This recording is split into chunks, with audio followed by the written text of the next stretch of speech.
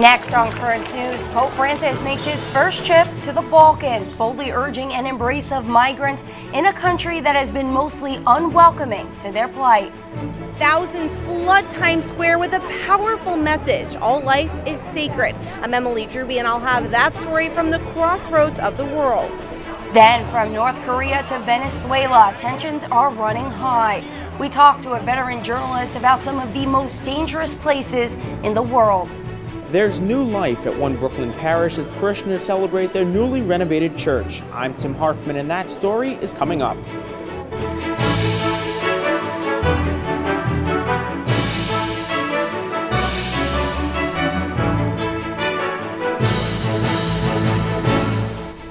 Good evening, I'm Michelle Powers. Liz Faublas is off. Pope Francis is in the Balkans tonight, making his first visit to Northern Macedonia and Bulgaria, one of the European Union's poorest countries. He's urging the Catholic community there to embrace new challenges. Current News' Tim Harfman reports on the Pontiff's ongoing call for support of migrants and refugees. Another powerful display of solidarity with migrants. Pope Francis meeting with nearly 50 asylum seekers at a refugee camp in Bulgaria. Young, cheerful children greeted the Holy Father in song. Then each one presented him with a handmade drawing. Francis encouraged the migrants not to lose sight of their journey and turn to Christ for guidance. Sempre la speranza oggi nel mondo dei migranti, dei rifugiati è un po' una croce dell'umanità, è la croce che tanta gente soffre. Bulgaria has seen a fraction of the hundreds of thousands of migrants seeking to get to Western Europe through the Balkans. According to Caritas, only 2,500 refugees entered Bulgaria last year. Almost half of that total arrived in the last 3 months, indicating a new wave of migration. Francis stressed the importance of welcoming strangers in the Balkan nation since stepping off the plane yesterday. According to the United Nations, Bulgaria has the fastest shrinking population in the world, constantly losing its youth and educated classes to opportunities elsewhere. Mi permetto di suggerire di non chiudere gli occhi, non chiudere il cuore e non chiudere la mano, come è nella vostra tradizione, a chi bussa alle vostre porte.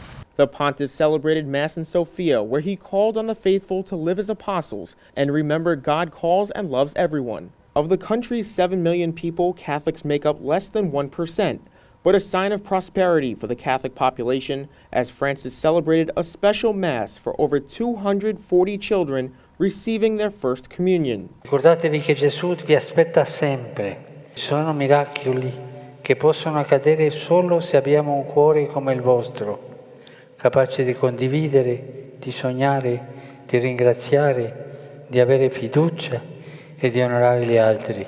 Which could lead to Bulgaria opening its doors and being more welcoming towards migrants. Tim Harfman, Current News. The Pope also met with the leaders of the Bulgarian Orthodox Church, who accompanied him to the most important cathedral in the country. At the Cathedral of Sofia, the pontiff prayed to Christian missionaries St. Cyril and St. Methodius, brothers who are credited with influencing the religious development of the Slavic people. John Paul II later naming them the patrons of Europe. The Holy Father will wrap up his trip tomorrow, but first he will celebrate the Divine Liturgy, where he will beatify 7 martyred bishops. After lunch, he will meet with members of the Roma community before being transferred via helicopter to the Cebu airport for a farewell ceremony. As New York's Pope Station, Current News will have continuing coverage of the Pontiff's visit to the Balkans tomorrow. We'll be joined by senior correspondent for Crux Elise Harris, who will be flying with Francis aboard the papal plane. Here in New York, a sight you may not expect to see in the abortion capital of the world. Digital billboards of babies in the womb. Thousands gathered in Times Square this weekend declaring all life sacred. Current News' Emily Druby reports on what many are calling the biggest pro-life rally the city has ever seen. Thousands of people filled Times Square on Saturday to declare that all life is sacred, and New York State's extreme abortion law permitting the killing of babies even until the moment of birth is immoral. We are pro-life. Cindy Fiore was there for the Alive from New York rally. She experienced the devastation that comes from snuffing out innocent life. I did have an abortion as a teenager. It was the worst time of my life. Fiore says that tragically she did not recognize there was a precious infant inside her womb and admits now that if she could have witnessed a sonogram of her child, it would have made a difference. As a teenager, I was told by Planned Parenthood that it's not a life, it's a blob of tissue, and that tomorrow will be okay. And tomorrow was horrible. I mean, so if you see the sonogram and you see that baby moving, you're going to understand there is a heartbeat. A major part of the event was displaying real-life images showing a beating heart. Also speaking about those powerful life images was the niece of Dr. Martin Luther King, Alveda King. We want America and the world to wake up and see life clearly. And when we see life clearly, then we'll care about life from the womb to the tomb. And I think what better way to do that than with ultrasound? Alive from New York is being described as the largest pro-life demonstration in the city's history. New York's Cardinal Timothy Dolan said that after Governor Andrew Cuomo signed the state's harsh abortion law, the timing is right. Especially now, and especially in New York, I'm embarrassed to say, where we're seeing an unprecedented attack against the human rights of the preborn infant. You deserve better than death. You deserve life. New York State ranks as the abortion capital of America, with 239 abortions performed each day. The plan to show the ultrasound of a baby in Times Square almost didn't happen. Jim Daly of the Focus on the Family group tried to get the images onto existing billboards, but several owners said no. It's another example of where conservative or Christian speech is drowned out. It's not just on social media, it's also happening right here in Times Square with these billboard owners. He arranged for mobile billboards to be brought in. Ahead of the historic rally, New York Auxiliary Bishop Peter Byrne celebrated a Mass for Life at St. Patrick's Cathedral. Like so many others, he was horrified at the public celebrations after Cuomo's approval of the abortion law. You know, there was kind of like a public, really, you could say, defiance of God, the way that the Freedom Tower was lit up and all that kind of stuff back on January 22nd. Rally participants applauded the decision to show life in all its beauty through the ultrasounds and hope they will change other people's hearts and minds about the sanctity of life. In Times Square, Emily Druby, Currents News. 41 people are dead after a Russian passenger plane caught fire and burst into flames on Sunday at an airport in Moscow. A warning to our viewers, the video you are about to see may be disturbing. Russian President Vladimir Putin has offered a thorough investigation after the plane made an emergency crash landing shortly after takeoff. No word yet on what caused it. There were 78 people on board the aircraft, 37 people survived. The U.S. is sending a message to Iran, deploying naval forces to the Middle East. The USS Abraham Lincoln Carrier Strike Group is on its way to the region, along with a bomber task force. The move is in response to threats of a possible attack by Iran or its allies on American troops in the region. National Security Advisor John Bolton said Sunday that the U.S. is fully prepared to respond to any attack. North Korea has launched its first missiles in 2 years, a warning following a stall in denuclearization talks. Satellite images taken over the weekend show what are likely short-range ballistic missiles. South Korean officials assuring that the projectiles flew between 43 to 125 miles before crashing into the sea east of North Korea. Meanwhile, the Trump administration says denuclearizing is still on the agenda. We still believe that there's an opportunity to get a negotiated outcome where we get fully verified denuclearization. Chairman Kim has repeated that. He's repeated that quite recently, in fact. President Trump addressed the launch, saying Kim Jong-un does not want to break his promise and a deal will happen. With North Korean rockets launching, escalations with Iran, and a shaky ceasefire between Israeli and the Gaza Strip, tensions seem to be running high all over the world. Veteran journalist and editor-in-chief of News and News.com, Antonio Mora, is joining us now to talk about Maduro's embattled regime and other global hotspots. Antonio, thanks for joining us. My pleasure, Michelle. Now, we know opposition leader and U.S.-recognized President Juan Guaido said today that he's not ruling out the possibility of international intervention. Where do you think this is going? That, of course, is the big question, and I'm not sure anybody knows the answer to it, because the last week has shown that the whole situation, which has already been crazy for years with the economic collapse and the political nightmare that's going on in Venezuela, is that nobody seems to know where anybody stands. The U.S. seemed to be convinced that some members of the Maduro regime were going to turn around against Maduro, and that the uprising that took place last week was going to succeed and Maduro was going to leave the country. Now, all of a sudden, we're back at square one with this stalemate going on in Venezuela, where no one knows where it's going to go, and it depends in the end on where the Venezuelan military goes. If the Venezuelan military finally splits and does support the opposition, that'll be the end of the Maduro regime. The problem is that Maduro has very well co-opted the military by giving them power over most of the Venezuelan economy.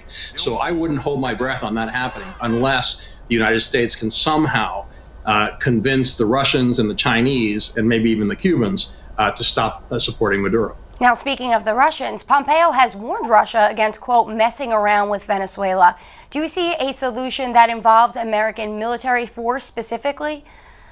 I don't know that they're ever going to get the Russians to say, okay, we'll be hands off on Venezuela and allow Venezuelan democracy to take place. And we've seen this kind of division inside the Trump administration, where Pompeo and National Security Advisor John Bolton have been very forceful in their comments.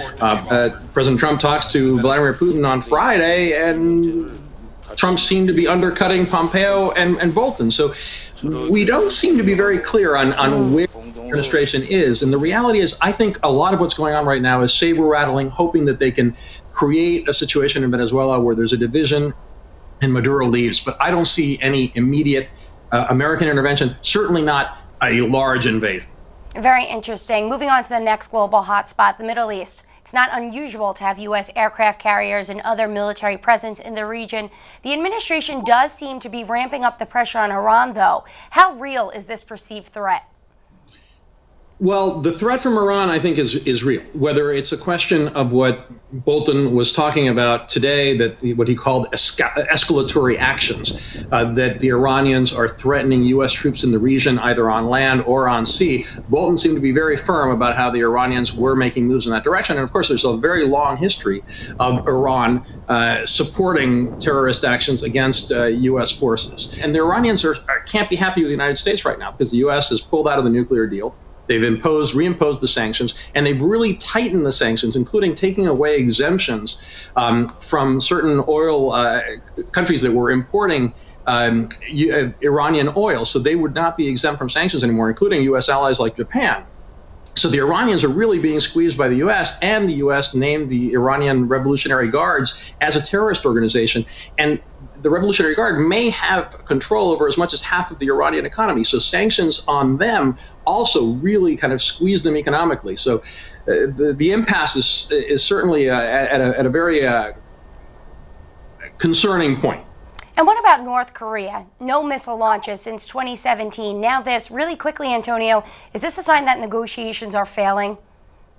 Well, I think that they've certainly failed, despite what President Trump and Secretary of State Pompeo are saying right now. And again, the North Koreans have a very long history of not living up to their agreements, going back to the original Kim Il-sung, and then Kim Jong-il.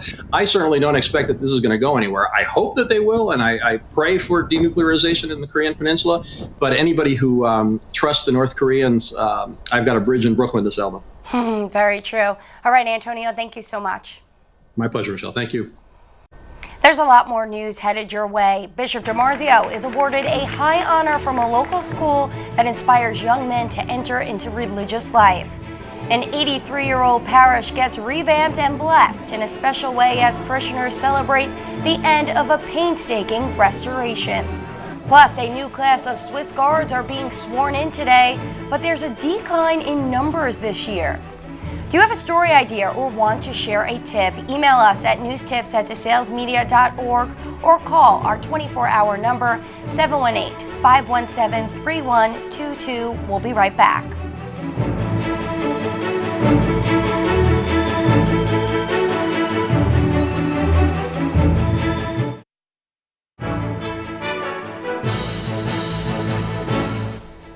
We're Worshippers at Our Lady of Grace Parish are describing their Brooklyn church as breathtaking and beautiful after seeing the building's new look. Parishioners gathered for a special mass to celebrate the end of months of renovations. Current News' Tim Harfman has the story. New life at Our Lady of Grace Parish in Gravesend, Brooklyn, after a lot of hard work. And parishioners celebrated the church's rededication on Sunday, including Charles Cardone. I'm so overjoyed. The church looks so beautiful. You know, my whole life is here, and I'm just so happy today. 10 months of painstaking restoration has brought new beauty to Our Lady of Grace, impressing 8th grader Victoria Bruno. It looks almost as if it's a whole new church. It's definitely extravagant, very beautiful. It definitely took my breath away. Mary Ann DeLuca, a 30-year parishioner who has studied the church through her camera lens, compared the church before with what it is now. It was really like a country old-fashioned church, like a country church, and it had a lot of wood. It just had a homey look, and now it has like a whole new look.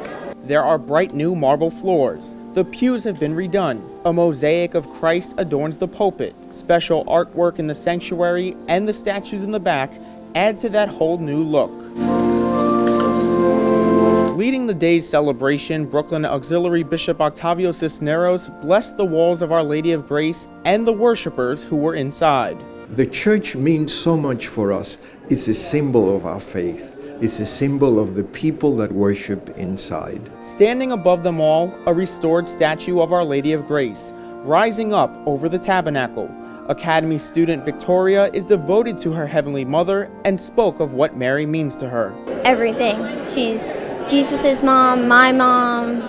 She's definitely a role model for everyone. Father Vincent Chiricella said the generosity of his parishioners made it all possible. It was done to really bring new hope and new life to the parish and to build up the community here. Bishop Cisneros agreed that the wonderful renovations to the 83-year-old building will be appreciated in the years ahead. That's for the future. That's for new priests and new couples that will be married here. And that gives to each of us a sense of who we are as church, not just a building. People. An impact that Victoria and the other parishioners pray will lead to an ever stronger future at Our Lady of Grace. In Gravesend, Brooklyn, Tim Harfman, Currents News. Brooklyn's Bishop Nicolas DiMarzio received a prestigious honor this past Saturday from Cathedral Prep School and Seminary in Elmhurst, Queens. The bishop was bestowed with the school's annual Immaculata Award, Cathedral Prep's highest honor. The award was presented for his commitment to promoting vocations and his support of Cathedral Prep. The all-boys Catholic high school is where students consider the possibility of a vocation as priests. Vocations has been one of my chief responsibilities and passions since I've come to the diocese. And Cathedral Prep is one of the instruments that we know does produce vocations for us. So I've been very supportive of the Prep, and to be honored by the Prep for that reason is a very good thing tonight.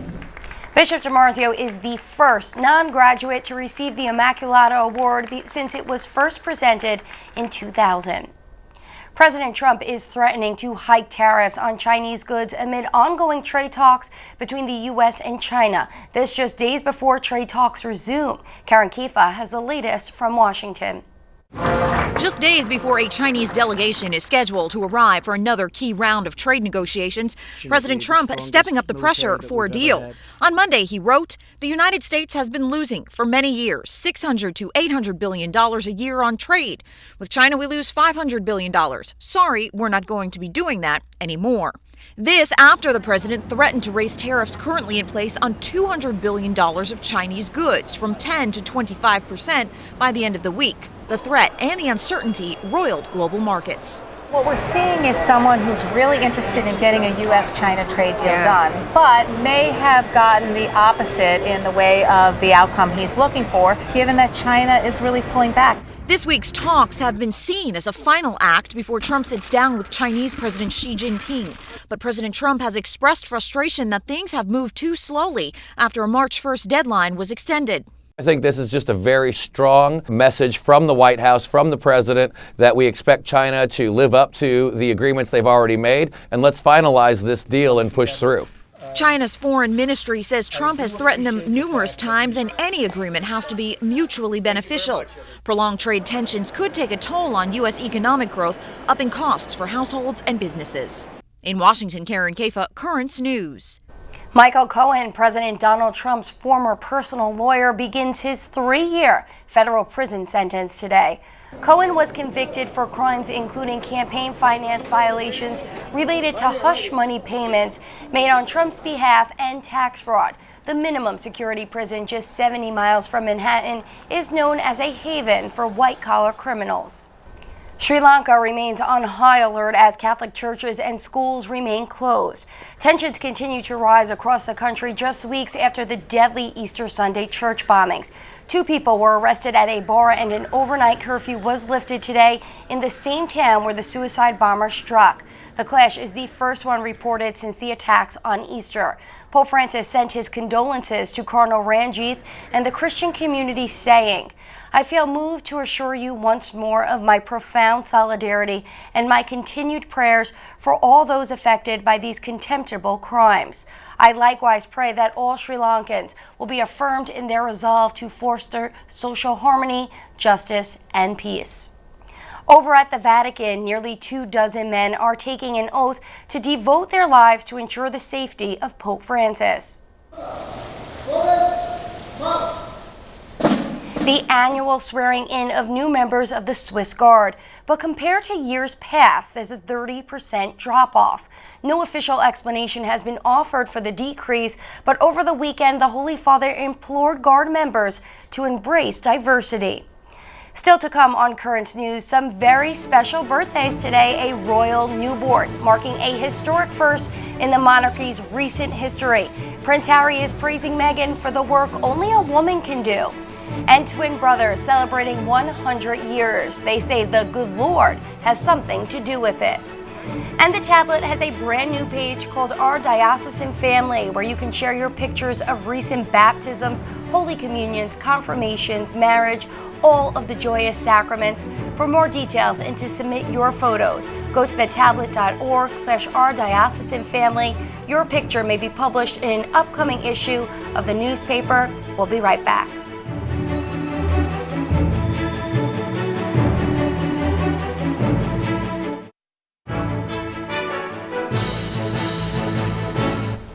There's a new royal baby in town, and despite just being brought into this world, he is already making history.